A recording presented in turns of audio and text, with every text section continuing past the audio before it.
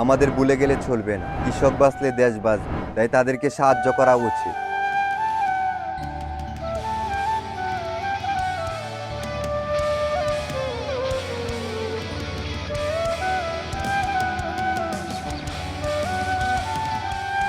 সালামু আলাইকুম। মে মাসের এই অকাল বৃষ্টি যেখানে অনেকের কাছে স্বস্তি, ঠিক তেমনি দেশের লাখো কৃষকের কাছে সেটি একটি হুমকি হয়ে দাঁড়িয়েছে। বিশেষ করে সুনামগঞ্জ, কিশোরগঞ্জ এবং কুমিল্লার হাওর অঞ্চল নিচু এলাকার কৃষকরা এক চরম বিপর্যয়ের মধ্য দিয়ে যাচ্ছে। আজকে আমরা এই ভিডিওতে দেখব প্রকৃতির এই রুদ্রমূর্তিতে আমাদের অন্নদাতারা কতটা অসহায়। টানা কয়েকদিনের ভারী বর্ষণ এবং পাহাড়ি ডলের কারণে হাজার হাজার হেক্টর জমির বুড়ো ধান এখন পানির নিচে।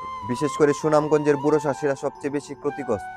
সোনালী ধান যখন গুলায় ওঠার কথা, তখন সে ধান পচে যাচ্ছে সে মাঠে। অতিবৃষ্টির কারণে ধান কাটার মেশিন কিংবা হারভেস্টারও ঠিকমতো কাজ করতে পারছে না। শ্রমিকের সংকটের কারণে কৃষকরাই বুক সমান পানিতে নেমে কাঁচা পাকা ধান কাটার চেষ্টা করছে, কিন্তু সেই ধানের গুণগত মানও কমে যাচ্ছে। আপনি কি জানেন, শুধু সুনামগঞ্জে 28,000 হেক্টর ধানের জমি ক্ষতিগ্রস্ত হয়েছে। এছাড়া বাগেরহাট, কুমিল্লা ধান সহ বিভিন্ন সবজি নষ্ট হয়েছে, যেটা আমাদের আগামী চালের বাজারেও প্রভাব ফেলতে পারে। তাই এই মুহূর্তে সরকারি এবং বেসরকারিভাবে এই কৃষকদের সহায়তা দরকার। বিশেষ করে সহজ শর্তে কৃষি ঋণ এবং সার ও বীজের ভর্তুকি তাদেরকে ঘুরে দাঁড়াতে সাহায্য করবে। আমাদের ভুলে গেলে চলবে না। কৃষক বাঁচলে দেশ বাঁচবে, তাই তাদেরকে সাহায্য করা উচিত। তাদের এই কঠিন পরিস্থিতিতে ভুলে গেলে চলবে না, তাই সরকারের উচিত তাদের পাশে থাকা। সবাইকে ধন্যবাদ সম্পূর্ণ ভিডিওটা দেখার জন্য। আল্লাহ হাফেজ।